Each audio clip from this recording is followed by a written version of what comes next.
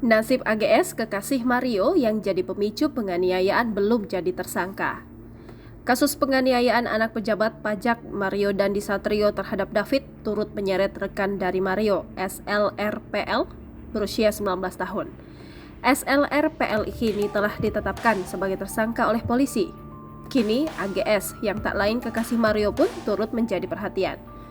Pasalnya, seorang wanita berinisial AGS juga diperiksa penyidik Polres Metro Jakarta Selatan atas kasus penganiayaan sadis dan brutal kepada David, anak pengurus GP Ansor. AGS juga berada di lokasi ketika kejadian tersebut yang membuat janji bertemu dengan korban sebelum penganiayaan.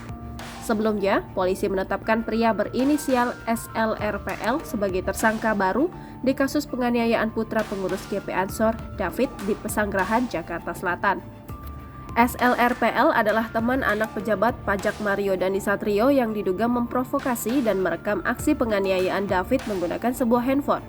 Kapolres Metro Jakarta Selatan, Kombes Pol Ade Arysyam mengatakan, SLRPL ditetapkan sebagai tersangka setelah menjalani pemeriksaan di Mapolres Metro Jakarta Selatan yang dilakukan sejak Kamis 23 Februari 2023 pukul 12.00 waktu Indonesia Barat hingga Jumat 24 Februari 2023 dini hari sekitar pukul 00.05 waktu Indonesia Barat.